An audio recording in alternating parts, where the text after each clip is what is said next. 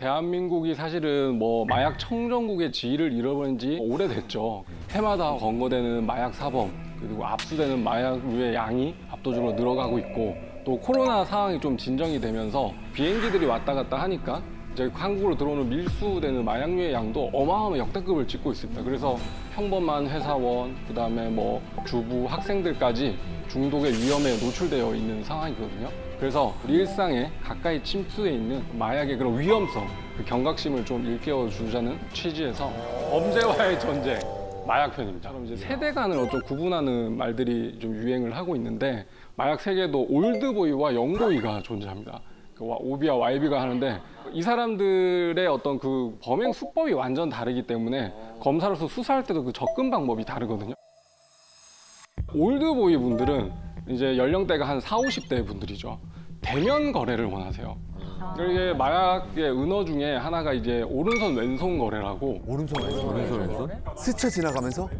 만나서 오른손에 마약 주고 왼손에 그 돈을 준다라는 의미로 그러니까 손손 거래라고 하거든요. 그래서 이분들은 컴퓨터 조작이 좀 쉽지 않고 예를 들어서 뭐 텔레그램이나 이런 그 메신저 기능에 잘 익숙하지 않으니까 손손 거래를 좋아합니다. 그래서 이 올드보이들은 그 제보자의 진술에 좀 의존해서 수사가 이루어집니다. 그래서 투약자들이 이제 검거가 돼서 그 상선에 대해서 제보를 하면 패턴이 똑같습니다.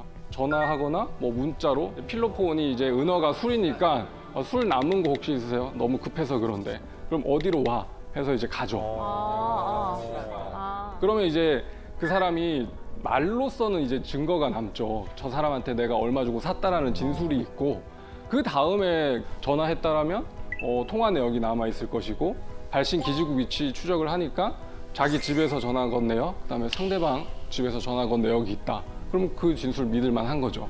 이런 식으로 해서 그 진술을 보강한 이제 증거를 수집하는 방식으로 수사가 이루어집니다. 반대로 그러면 영보이들은 지금 어떻게 하느냐? 20, 30대들은 대면하는 걸 별로 좋아하지 않습니다. 그 텔레그램으로 주로 이제 소통을 하거든요. 그 텔레그램의 특성이 상대가 한 사람이라도 그 대화방을 나가버리면 그 대화방이 이제 다 폭파가 돼버리고 뭐 비밀 대화방을 또 차려서 일정한 1분 시간이 지나면 다 그냥 자료가 삭제되는 그런 식으로 이제 보안성이 강화되니까 구매해서 투약한 사람을 잡아도 그 상선을 모르는 겁니다. 대면을 해서 하질 않았으니까 그래서 이 영보이들의 수사는 상선 추적이 굉장히 어려운 그런 특징이 있습니다. 자, 그러면 제가 화면 하나 보여드리겠습니다. 이게 이제 텔레그램에 올라와 있는 뭐 게시물인데 한번 천천히 읽어보시겠어요? 아이스, 완벽하고 놀라운 술. 부에 캔디, 몽키. 이게 실제로 그 마약방 내에서 은어로 이제 메뉴판이라고 하는 건데 그 하나의 마트에서 그냥 진열된 상품처럼 이렇게 판매를 하고 있어요. 수류탄 2개랑 캔디 하나 주세요. 약간 이런 느낌이에요. 그렇죠. 네. 별의별 말이 다 있네. 아이스라는 게 이제 필로폰의 은어거든요. 그래서 얼음, 뭐 차가운 술, 필로폰을 뜻하는 거고 대만과 멕시코는 밀수한 필로폰의 원산지입니다. 원산지 표기까지. 원산지 표기까지 할 정도로. 그다음에 0.5G가 이제 0.5g이 35만 원이라는 뜻이고 1g은 55만 원. 이게 근데 실제로 이 사람들을 그 휴대폰을 압수수색 해보면 이렇게 돼 있습니다. 1G 얼마예요? 그러니까 한글로 1G. 아, 일지. 예, 그다음에 반지 그런 식으로 표현합니다. 그 밑에 저기 쭉 써 있는 것도 다 약의 종류예요? 그렇죠. 부액이라고 부르는 거는 이제 합성 대마라고 해서 그 전자담배. 전자 맞습니다. 예. 그 JWH018이라고 해서 그 필로폰보다 더 이제 그 환각 정도가 높은 굉장히 좀 중한 마약. 그다음에 캔디가 도리도리라고 하는 MDMA입니다. 저렇게 각시탈 부스터 이거는 이제 그 성분을 자기 마음대로 이제 조합을 하거나 뭐 신상 마약이라고 해서 그 텔레그램 마약 방에서 유통되는 뭐 특별한 마약이라고 볼 수 있는 거죠. 이거 칵테일 메뉴네요. 그렇죠. 그런 겁니다. 네. 그렇습니다. 이해가 너무 잘 된다 그러니까.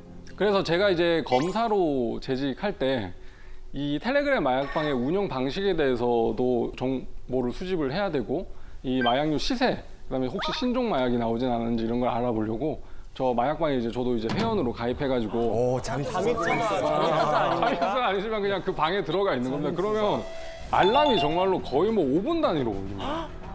그 정도로 거래가 활성화돼 있고 제가 있었던 방은 거의 뭐 회원이 4,500명 정도의 방도 있었으니까 생각보다 정말 어마합니다. 그래서 어떻게 보면 지금 청소년들의 마약이 급증하고 있는 원인 중에 가장 큰 것도 이렇게 비대면 거래가 활성화되니까 인터넷 거래하듯이 주문하고 바로 이제 배송을 받을 수 있다는 점에서 굉장히 좀 쉽게 접근을 하는 것 같습니다.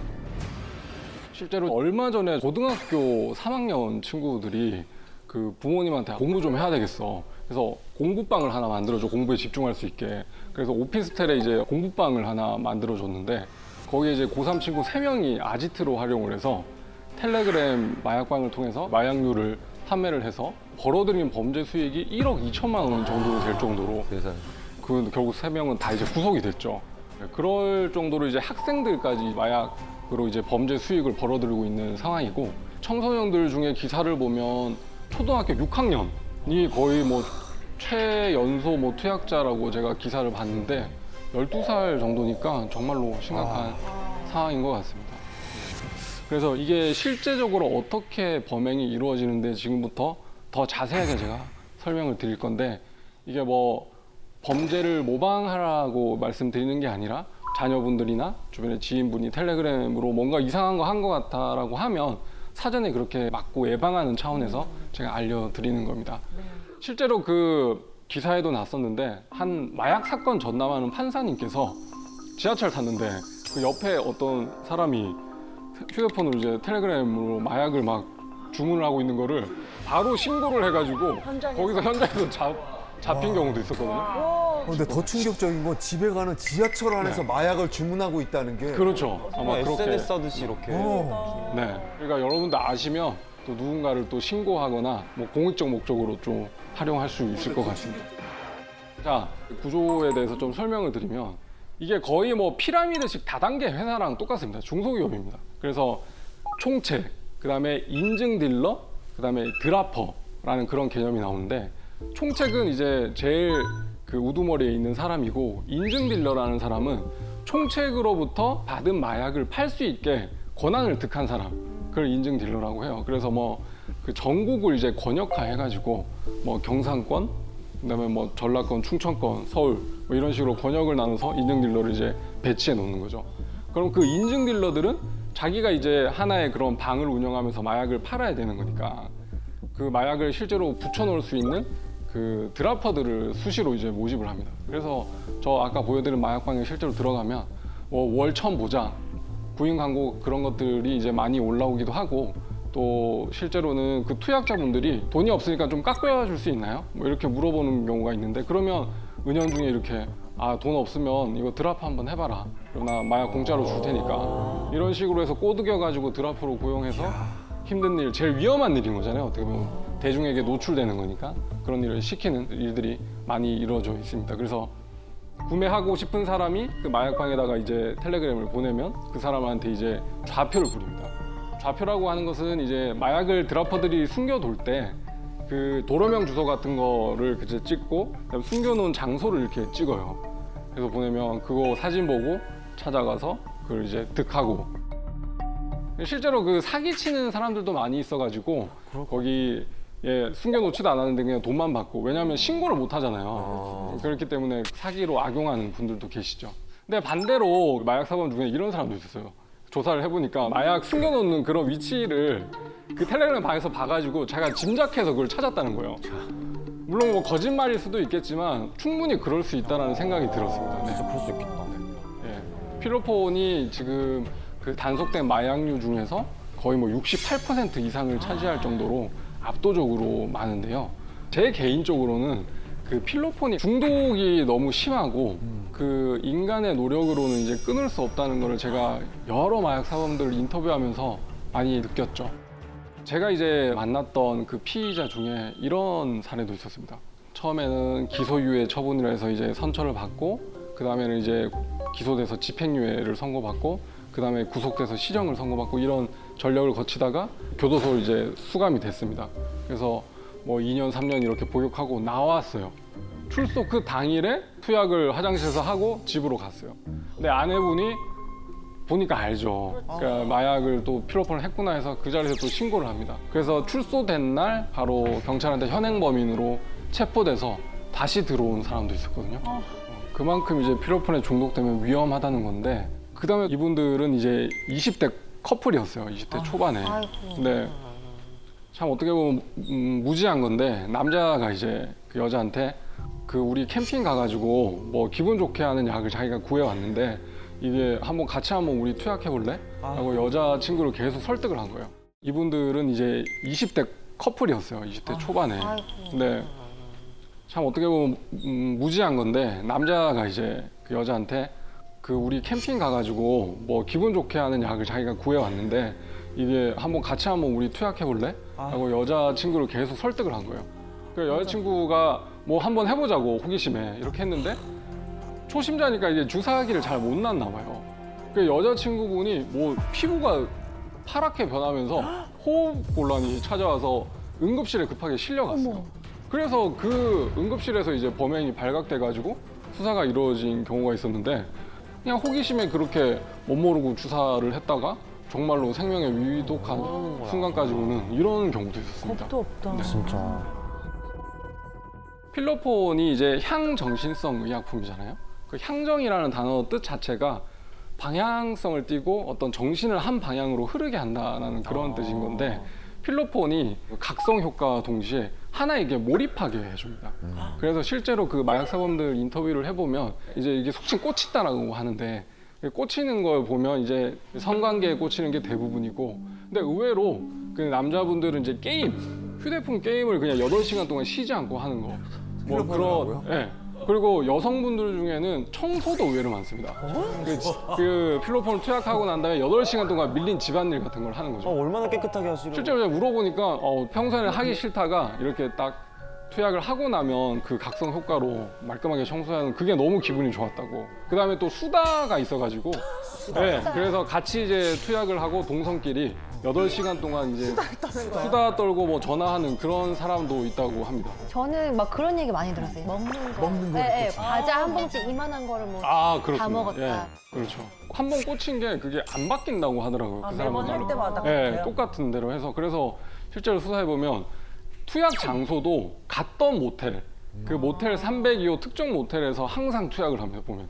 그래서 같은 모텔만 가니까 이제 자기가 그 모텔 어떤 천장에다가 이제 필로폰을 숨겨놓고 이제 구속돼서 형을 보육하고 그 모텔에 다시 가서 그 방에서 이제 마약을 찾아서 하시는 분들도 있을 정도로 굉장히 좀 특이한 마약인 것 같습니다. 근데 이게 처음에는 이렇게 하나에 꽂혀가지고 몰입하는 게 이제 기분이 좋고 이게 속칭 하이라는 게 오지만 그 8시간이 경과한 이후에 찾아오는 그 우울감은 정말로 말로 표현할 수 없을 정도라고 하더라고요.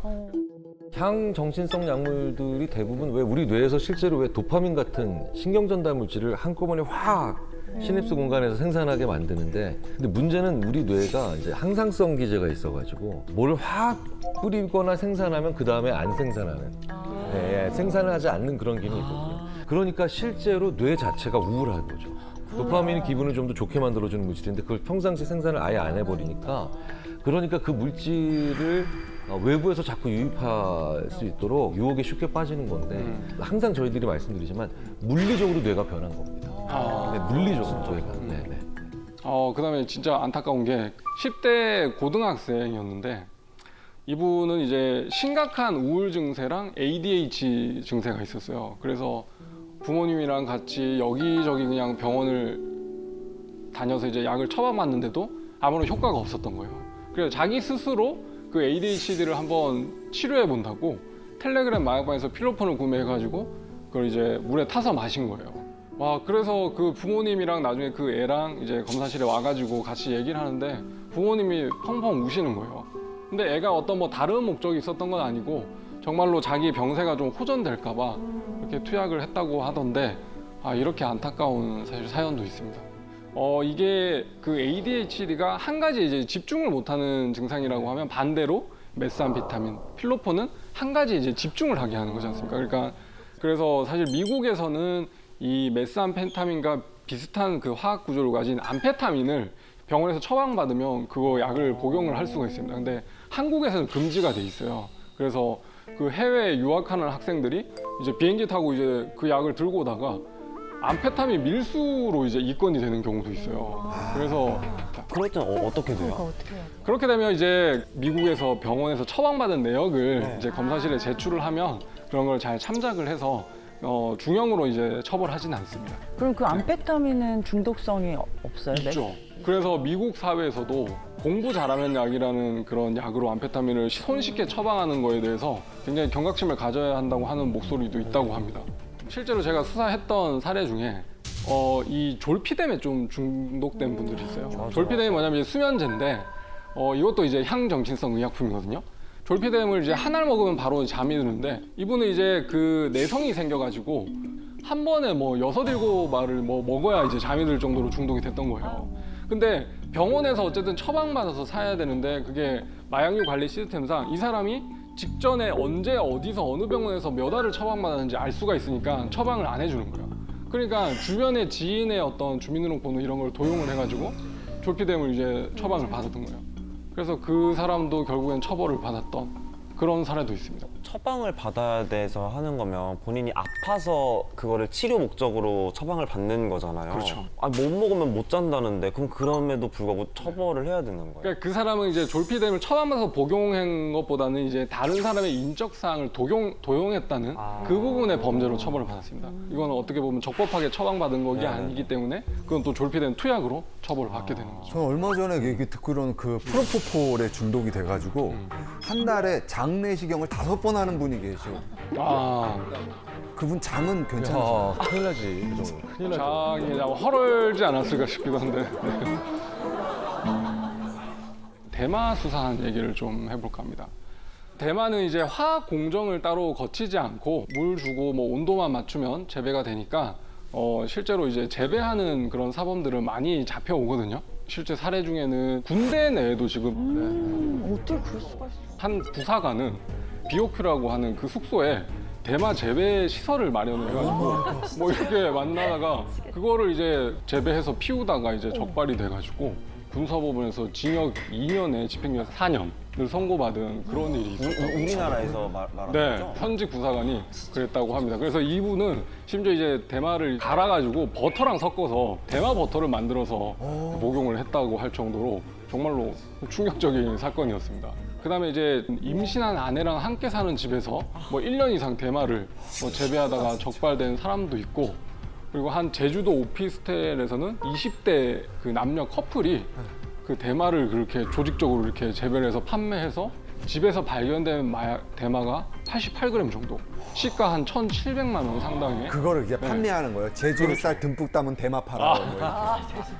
제주산이라고 아마 거기 메뉴에는 표기하지 원산지 표기하지 않을까요? 제주 또 이런 그 제보되는 게 어린이집에서 대마를 어린이집에서 대마를 재배하고 그게 남으니까 그 판매까지 한 사람이 잡혔어요. 잡고 보니까 어린이집 원장 아들이더라고요. 왜 그래? 최악이다 진짜. 그 사람이 어린이집 2층 화분에다가 그 대마를 이렇게 키워가지고 다른 사람들 판매하다가 이제 적발이 됐어요. 와.